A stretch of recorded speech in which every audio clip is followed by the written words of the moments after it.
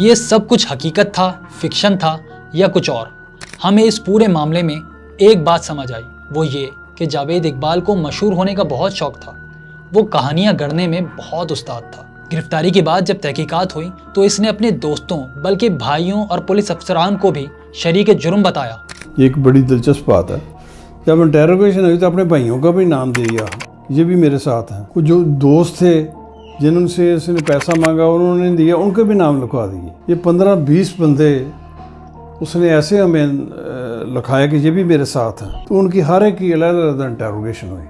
बाद में साबित हुआ कि ये सारा गलत है, फिर हमने उनको छोड़ दिया। जी हाँ, जावेद इकबाल के ख़ानदान के किसी फ़र्द पर कोई इल्ज़ाम साबित नहीं हुआ, तो इसने अपने घर वालों को क्यों फंसाया?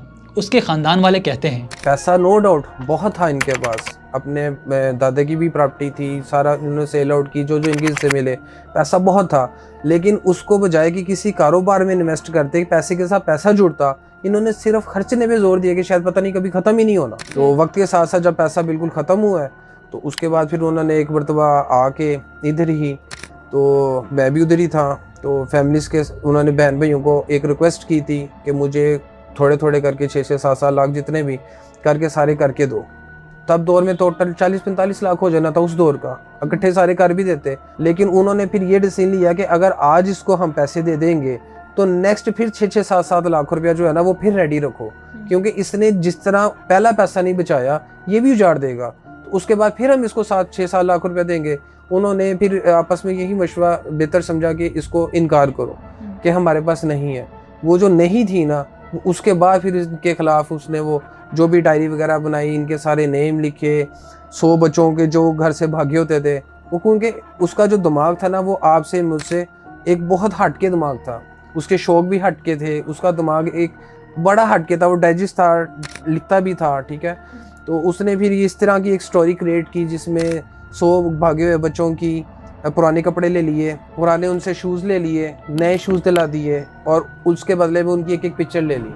वो 100 तस्वीरें उसने इकट्ठी की हैं, 100 शूज़ उसने इकट्ठे किए हैं, 100 कपड़े इकट्ठे करके उसने पूरा एक एम बना लिया है कि इस पूरी फैमिली को फंसाना है।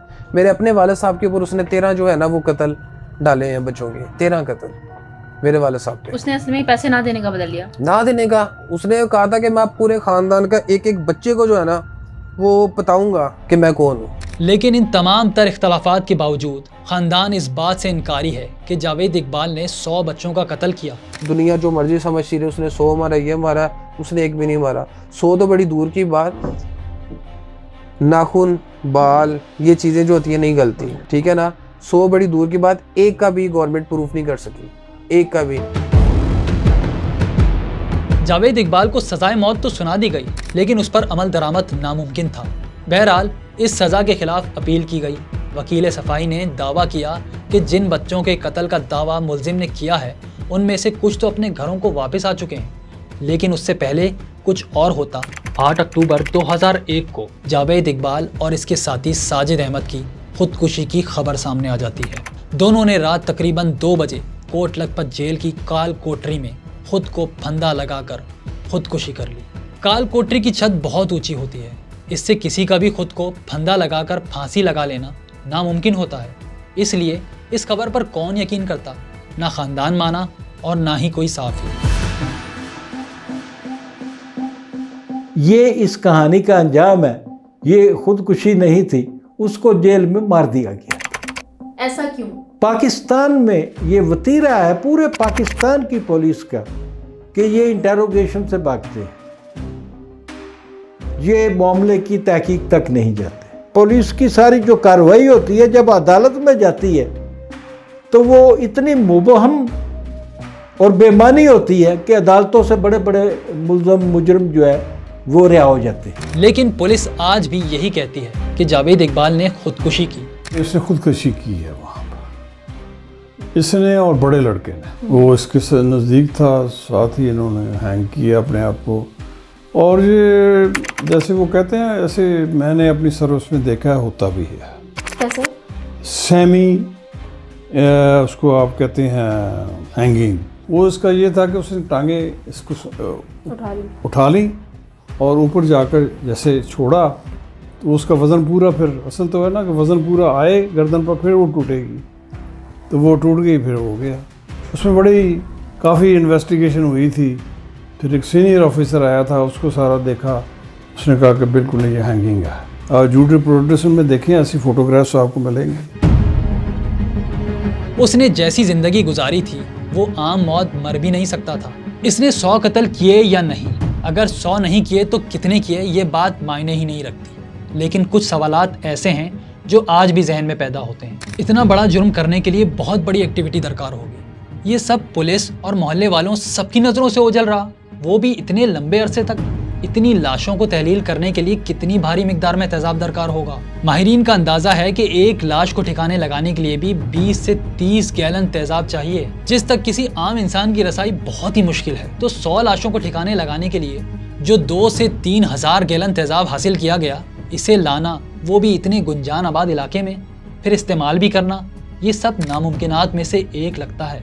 और हाँ, 30,000 गैलन तेजाब की लागत उस जमाने में 6 लाख रुपए बनती है। तो कहीं ये जावेद इकबाल के बीमार जहन की इख्तिरा तो नहीं थी, उसकी कोई फैंटेसी तो नहीं थी। जासूसी कहानियां पढ़ने का शौकीन जावेद इकबाल कहीं अपनी कोई कहानी तो नहीं कर रहा था। एक तो वैसे उन्हें पब्लिसिटी चाहिए थी, जो कि शुरू से बचपन से उनका एक एम था, मशहूर होना, चाहे वो किसी भी एंगल से हो, अच्छाई में हो या बुराई में हो।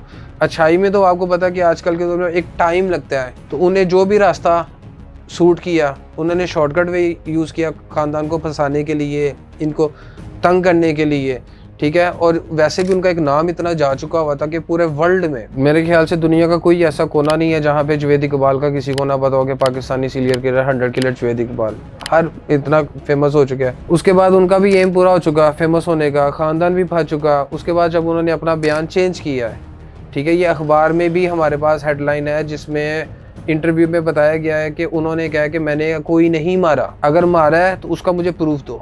यू टर्न लिया जावेद साहब ने कि मैंने तो कुछ भी नहीं किया, यू टर्न किया, तो बस इनको फंसाना था और एक नाम फेमस होना था। मेन टारगेट था फैमिली को टारगेट करना, ठीक है, वो हो गई। सारे परेशान हुए, सारे अंदर भी हुए, नेम भी फेमस हो गया। उसके बाद उसने कहा मैंने किसी को नहीं मारा। तो वो जब जाता था उसका एक प्रोटोकॉल इतना होता था, आप लोग अगर पुरानी देखें तो वो पूरी VIP रोड कर दिए जाते थे, पूरी अदालत में सिर्फ इसी का केस लगता था। वो जो इतनी सिक्योरिटी थी, जो इतना ख़र्चा होना था, जो सारा कुछ बाउंड होता था, वो उन्होंने सारा कुछ ख़त्म करने के लिए इसको साइड पे कर दिया। हम एक छोटा सा फट्टे का वकील भी कर लेते ना, फैमिली मेम्बर्स में कोई एक छोटा सा वकील भी कर लेता, तो आज वे सब हमारे साथ होते। तो किया क्यों? किया इसलिए नहीं क्योंकि उसने ऐसा गंदा एक इल्ज़ाम लगाया हुआ था सारे फैमिली पे कि उसकी तरफ देखने को किसी का दिल नहीं किया। यहाँ तक कि वो जब मर भी गया ना, तो उसकी जो बॉडी थी ना, डेड बॉडी, वो हमारे किसी ख़ानदान ने रिसीव नहीं की। कोई फातिया नहीं, कोई कुल नहीं, आशिक नहीं, हमें पता कि उसकी कब्र कहाँ है।